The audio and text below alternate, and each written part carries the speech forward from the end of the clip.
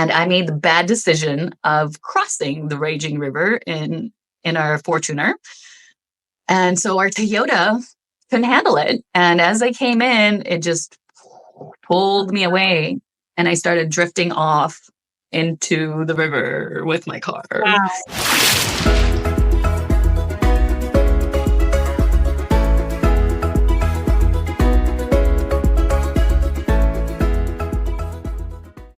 Hey, welcome to Expat Diaries podcast. My name is Robin Wilson, and every week I interview another brave soul, adventurous person who has decided that Costa Rica is their home, or would be their home, or will be their home in the future, or that's where they're going to retire. And today we get to speak with Luba, and Luba has had a very interesting journey to get her to Costa Rica and her life while she's there, and all of the fun things that she gets to do there, starting a family, raising a family, doing all of those great things. So welcome, Luba. Thank you. I'm looking forward to speaking with you. Yeah, this is going to be fun. My husband always makes fun of me. He's like, you just literally you become fangirls of everybody that you interview. And I'm like, I do, because I'm like all into the story. Like, where does it start? Where is it? Where do we think it's going to end? How long do we think this ride is for? And it's funny because like some people that I interview are like super adventurous. They're like, oh yeah, I go, how did your parents feel about this when you did it? I go, oh, they expected me to do something like this. That's been my whole life. And the other people are like going, yeah, I don't know. I don't talk to them. It's like, it runs the gamut. But right. Let's go back to your very first visit to Costa Rica. What brought you there? And, what did you do on that very first visit?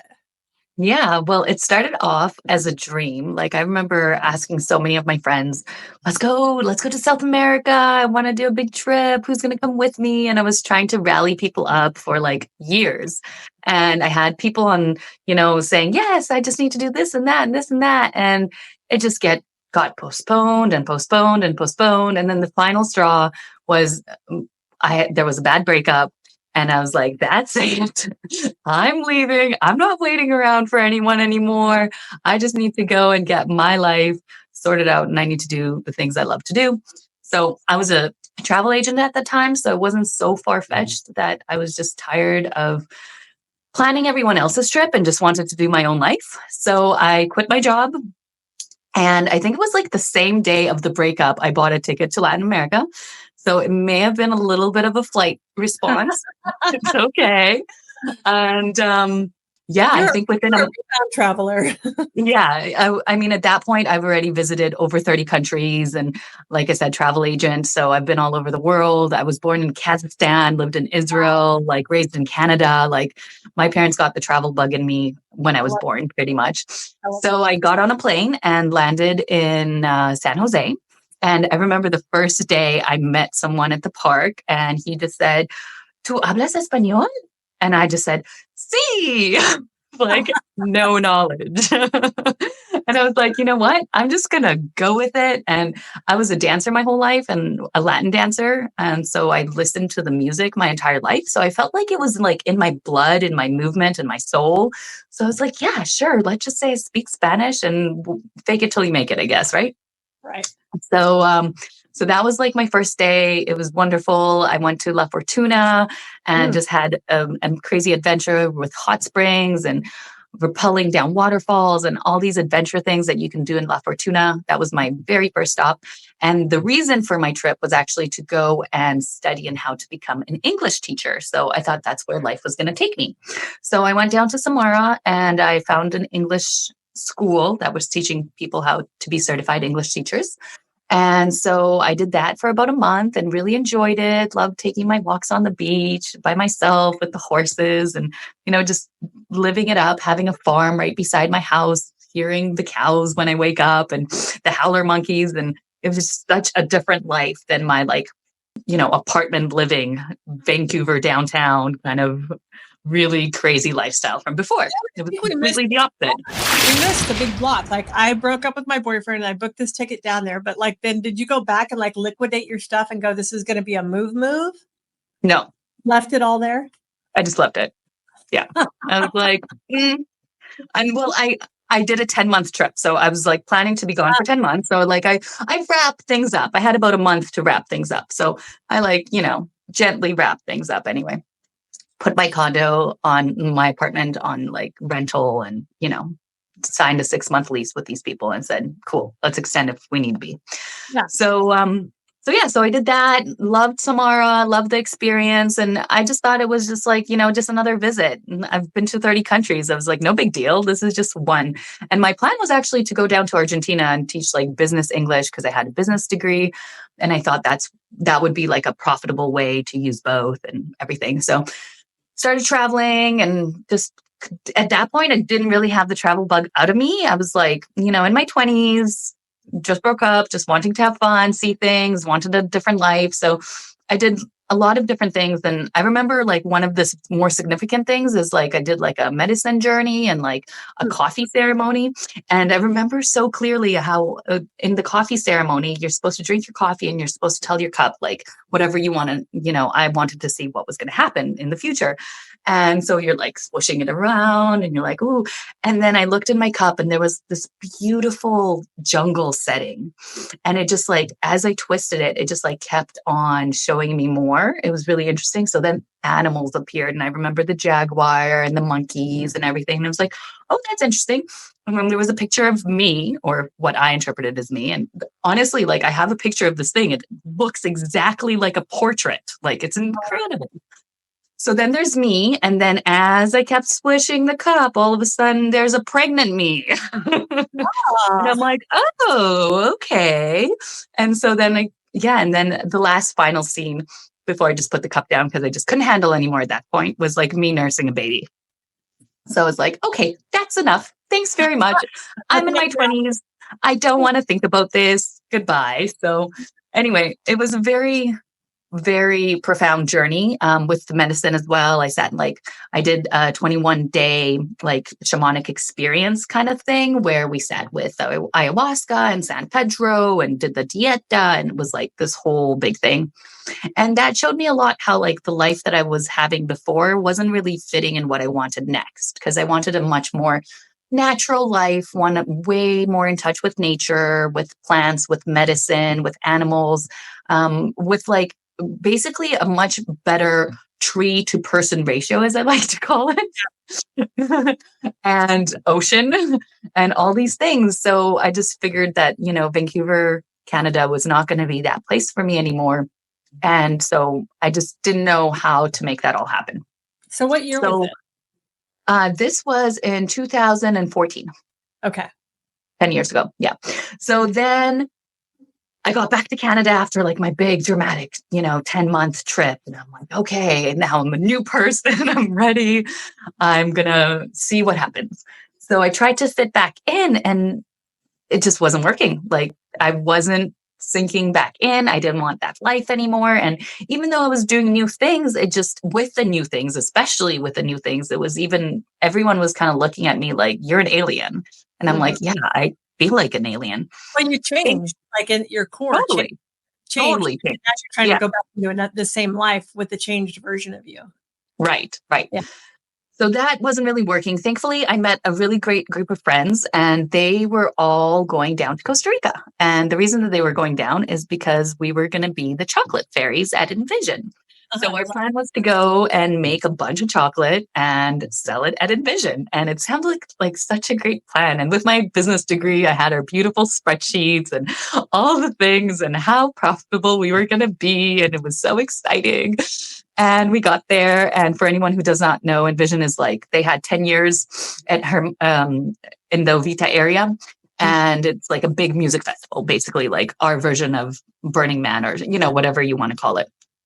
And so anyway, so we got there and February is the hottest month of the year. And we didn't really think about that. And all our chocolate melted. Like, oh my gosh. Puddles and puddles. And we're like, oh my goodness. So that was a failed business.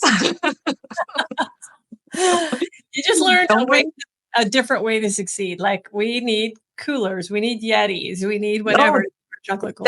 but the festival's for 5 days and we didn't Yeah, have refrigeration. for sure. So, it was just failed business to begin with. But it brought me to Costa Rica, and I just call it my business certificate in Costa Rica 101, what not to do.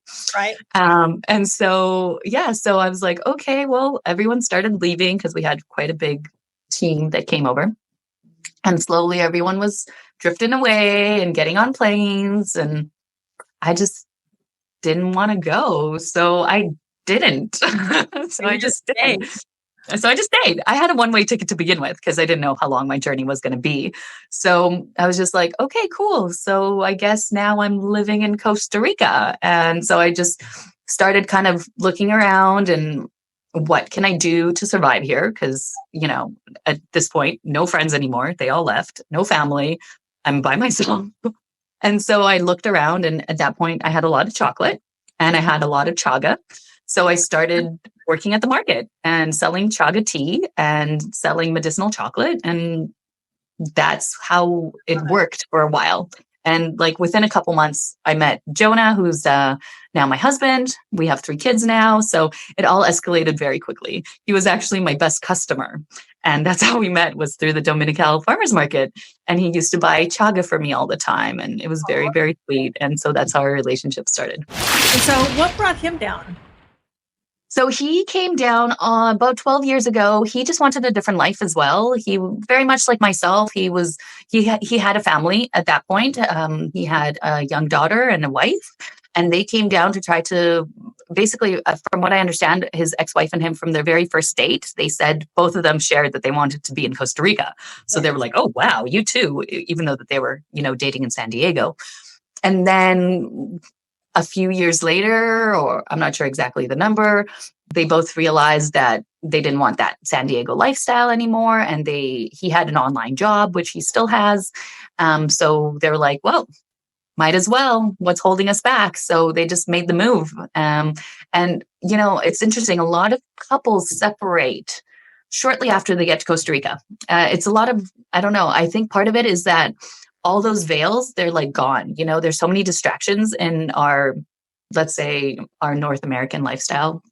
And when they're all gone, when you don't have that Pilates class to go to anymore, and those friends, and this, that, and this, and that, all of a sudden you're like left with like what's actually inside. And if those things don't match up, they Right. cause a lot of breakups. So Right. we do see, I've seen so much of that. People coming down, newlyweds or whatever, and not lasting very long. And I then sometimes getting other partners that actually do work with their, you know. I did an interview with this girl, and her fiance, like, I want to say, I'd have to go back and remember, it had a destination wedding in Costa Rica, and then fell in love with it, and then like they planned this move, right? And they're from like the southeast, like one of the Carolinas or Mhm. Georgia, or in there, and he kept going back and coming back, like they were bringing stuff in like in cycles, like a Mhm. cat, this, that, and then he just broke up with her over a text message, like, yeah, not any of this. I don't want any of this with you. And she was just Wow. like, didn't even give me a chance. Like, I'll come back there. We'll go through therapy. We'll do whatever. He was just like, no. And so So, I've seen that in interviews that I've done as well. People that like, I came down here with so and so. We're not together any longer. However, I met this person down here. And I think we tried to bring our alignment of what we know as a normal relationship in the buzz and the vibration of the US or in Canada or whatever, in the that's always going. And then it comes down when the silence hits. Can you sit in the silence and be okay with each other?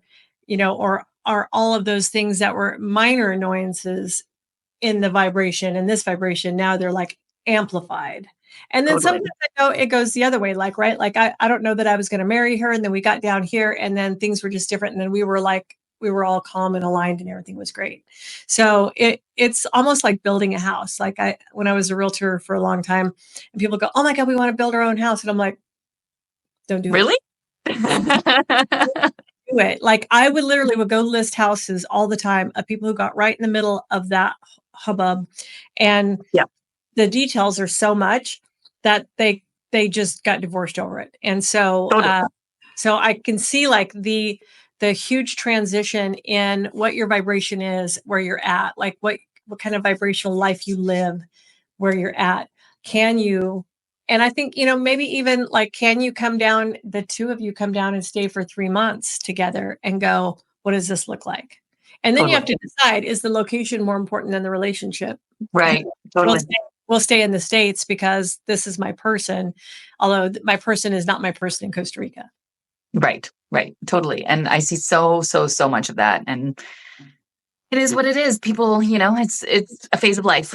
Everything comes to a So, beginning, everything has an end, and it is what it is and keeps so, turning around. Now we're actually really good friends, so is and Jonah's wife still down there? she moved away, right, like maybe a couple of years ago now, but we're very, very in touch with her. The relationship is amazing. It wasn't to begin with, but now it's amazing. And so it's everything. Time heals all wounds. Time, if the people are still in integrity and if the people want to have a good relationship, they will figure it out eventually. For sure. For sure. Okay, let's talk about this. So you meet Jonah at the farmer's market, Yeah, and then you start dating, and then you become a couple, and then at some form, you guys have decided to get married and start a family, or start a family and get married, whichever correct. whichever format that laid out in. So Yeah. that was pretty accelerated. That went pretty fast. No, I wouldn't say so. Part of my journey was actually like, I was like, when I met him, I was on a celibacy journey. Like, I was like, I need to get to know me. I need to really realize what's going on and who I am because I'm this new person. And so, like, I met him during that phase. So to me, it was like, oh, this person's really interesting and I'm attracted to him, but I have a commitment of a year-long celibacy thing I want to do. So, we just hung out as friends for a long time. And so for about 3 months, that was it. Then it came to the time where I was like, you know what? My celibacy is complete. And I was like really calling in my person and during my celibacy. That was like part of it, right? I was like, I want my man, I want to have babies, which was a complete shift because before the move to South America and before the medicine, like no babies. Then all of a sudden there was babies after I saw it on the coffee cup, right? And so I was really calling in the baby daddy. And so I was ready to meet him. And I said to him, like, don't take this lightly. Like, this is what I've been calling in for a whole year. Like, it's really potent energy. If you want to come into my life, just know that that is where my trajectory is going. So if you're not interested in that, I understand you're 6 months out of a divorce. Like, maybe we shouldn't do this. And so we took some time apart and he thought about it. And then he came back around and he was like, you know what, like, I am interested in this with you. And, let's see how it goes. And so we had our first date and he comes over. It was such a magical, beautiful date. He ended up helping me with some labels and things like that. And the significant part was the next morning, we slept in different bedrooms because I was still on my celibacy, of course. And the next morning, we went to the waterfall. And he tells me that 6 months later, I found out that he felt like baby spirits came up to him and were like, by the way, this is our baby mama. And I was like, wow. It took him a long time to tell me. I But bet.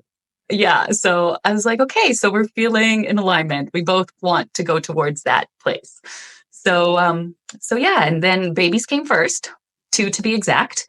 Had both of our babies at home. So the first one, I had to hire a midwife to fly from Hawaii all the way to Costa Rica because there were no midwives that wanted to service me for lack of a better word, in Uvita. They all wanted me to go to San Jose, which was for me completely out of the question. I really felt strongly that I wanted to birth at home. Mhm. So flew in a midwife. She stayed with us for a month and we had, the most magical birth. I got to like be in a birth pool and my daughter was born into my own arms in the birth pool. I was the first one to hold her and she was just came out open arms, open heart, looked straight into my eyes. The sun was coming out. The howler monkeys were going nuts. I love it. And from then on, we called her the monkey princess because like they were just all over her. Like they didn't leave her alone. She'd go to sleep for naps and they'd literally come and bang on the windows, like really shaking things up. Like it was, I didn't even know why. Like she has something with the monkeys. I don't know what it is. Second baby, 3 years later, I was very sure I wanted a free birth, which means that I wanted an unassisted birth without any doctors or midwives or anything like that. So that's exactly what happened. And it was absolutely gorgeous and beautiful. Again, my son was born in the birth tub, and it was just my husband and I and our little girl at that time. Everything was perfect and great, and did the whole experience. And, that was probably one of like the biggest highlights of my life, is to get to birth my own son on my own terms, completely without assistance, and Right.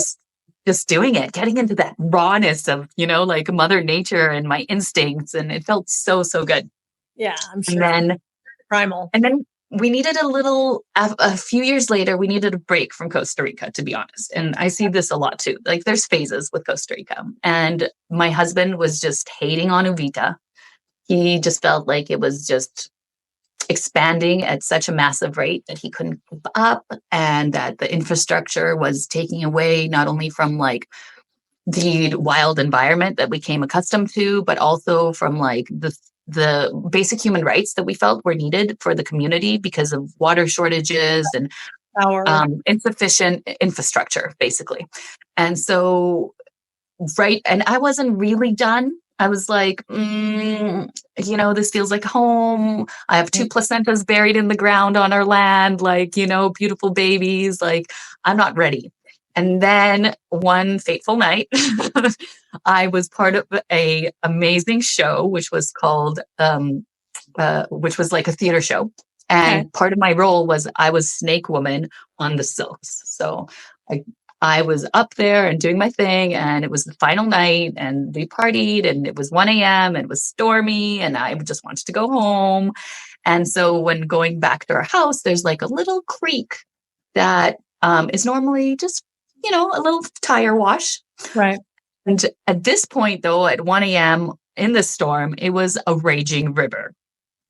And I made the bad decision of crossing the raging river in our Fortuner. And so our Toyota couldn't handle it. And as I came in, it just pulled me away, and I started drifting off into the river with my car. Wow. Wow. And Wow. yeah. So that was a big moment for me. I couldn't open the door because it was, the river was raging. And so I ended up figuring out getting on the passenger side and going out through the window and coming out, getting dunked into the water like a couple times. And then I held onto like one of those massive logs that was just, Mhm. washed away or whatever in the river. And so I climbed onto this massive trunk and came out, no glasses, no footwear, like in my snake outfit. And I made my way upstream, there was like some light that I could see in the distance, followed the light, got onto our little road, and basically knocked on the neighbor's home. And Wow. Wow. yeah, they had to help me. We couldn't cross the river. They took me back to where my show was, and I was a mess, of I course, bet. absolutely a Yeah. mess. So after that, finally got home, like completely shaken up, like, near death experience, obviously, like life flashed before my eyes and everything. And that's when I learned the valuable lesson of you have to respect Mother Nature. Yes. Just because you want something doesn't mean you can get it. Right. And you need to you need to be real. And if it looks like a raging river, don't go. And if it looks like a stormy night, like do not drive. I've seen so many accidents on nights like that. And it's so unfortunate how many people I know that have lost their lives. And some barely escaped. It's really important for people to understand that Costa Rica is not an average storm. Like, you need to respect nature. Well, we look at like what's been happening just even the past couple of weeks, right? The flooding, and like I don't even know how many videos I've watched of people trying to cross and their car just start like, and they'll be going really, really good, and then all of a sudden it just like it makes that pivot, just that little tiny pivot right there, and then they're done. They're done for. Like once you've lost that connection with the ground, like you're done. You're done. And and and they're probably people that have lived there for years. They're not like newbies that are out there just trying it. No, of course not. It's just unprecedented. We had one of our first trips. This is hysterical. So one of our first trips, of, actually, it was our very first trip. A friend of ours named Darla had come with us down on this trip, and whenever we rented the car, you got to pay for the insurance unless you have like $5,000 to $8,000 open on a credit card that they can set aside, whatever. And Darla was like, "Let me just do it because I don't think we should pay that insurance. We'll just put it on the blah blah blah." Okay, great. Oh my. So we were over in Guanacaste and we were driving from like Garza to Samara. And at one point, like you have to cross this creek, or you take a whole other hour to go around this other path, right? And so me, like I'm literally like, looks good to me. So my husband goes out, he walks in like it, and it's not rushing, like it's clear, you can see the bottom of it, like it's not moving and muddy and crappy, whatever. But it's probably knee deep, like you know what I'm saying. And there's this whole conversation going on with Beverly and Darla, and they're just like, no, I don't feel it. I don't think we should do this thing. I don't need blah, blah, blah, blah, blah, blah. It made me sign a thing saying I wouldn't go through water. I like, they're crazy if they made you sign a thing saying you won't go through water because there's no way to avoid it at some point or another. Like you can't go to Las Ventanas, right, without crossing water. Like you just can't do it, or you just have to go like, I'll park up here and hike in. And so arguing back and forth, back and forth. And finally, we didn't go that way. They Cool. literally, I was like, anyways. So the next day we were on quads and it had rained overnight. And we get back up to the same river again. So we're going to take quads across this time. And I'm like, y'all can stay over there if you want to. Y'all had this debate yesterday, but today I'm driving across on a quad. I like took the whole thing. I just started up high. Like I walked to see where was the shallowest part of it. And then I headed that way and came down like on this sandbar, rock bar, whatever. That was a higher elevation than just going straight across. But it's a thing that you have to address. If you are not from Costa Rica and you're thinking about coming down and a creek that may turn into a river crossing is intimidating to you, then before you do that thing, you're going to have to find every other path there is to get to your home if there is another way to get there, because sometimes there is no other way to get home Totally. than the thing. And then you have to decide, at what level do I not feel safe anymore? And do I have a backup plan? I can stay with a friend in town, or I can, make a different plan because I'm not going to risk it because I can't tell how deep it is. I think I can, especially at night, how late it was for you to be able to even have visual landmarks of, well, Yeah, normally it's up to this rock and not to the base of that tree. And you don't even have that when it's that dark. There's no street lights. There is no anything illuminating other than your headlights. So totally. you got very lucky. Totally. And I felt that way too. It was really like a rebirth, like coming out of my snake skin, to say the least. So I mean, that shook me up, of course. And our house, like you said, there was no other way, right? Like it's a creek you have to cross. And I was so traumatized that I was like, I don't ever want to cross this creek ever again. I don't ever want to make that decision, whether it is or not safe enough for me to Yeah, drive through. And thankfully my babies weren't with me, right. like that would have been terrible. And then what So happened with the vehicle? oh yeah, it got washed away. We got it back, and we thought that insurance was going to cover it because it's a public road and it's on our way to the house. It's not Yeah, like I was like going somewhere crazy or whatever, but insurance didn't cover it. And because we expected it to, we didn't do what we needed to do right away, which is take it to the mechanic, dry everything out, make sure that it's all good. So it ended up like sitting there, starting to rust. This beautiful Toyota Fortuner for like, I don't know, 11 months, I think, before we realized insurance was not going to help us. And it was my responsibility, even though it was a public road. And so basically we put in another like $15,000 to fix it. And then we ended up selling it for way less than its market value. But that's because, obviously, for obvious reasons. So that's what ended up happening to the vehicle. Thankfully, we got some money back, but it was, especially after the $15,000 of repair, it wasn't a big chunk. And out of everyone, like one of the biggest hurdles in Costa Rica is the car, yeah, because we have 50% taxes on cars. So whatever car you think that you want in the United States, double your budget. Actually, because that's how much it's worth in Costa Rica. And so that Toyota Fortuner cost me a pretty penny. I bet. I bet. Okay, so then you had a change of heart, and now you were like, Yeah. okay, Uvita is Yeah. not for me either.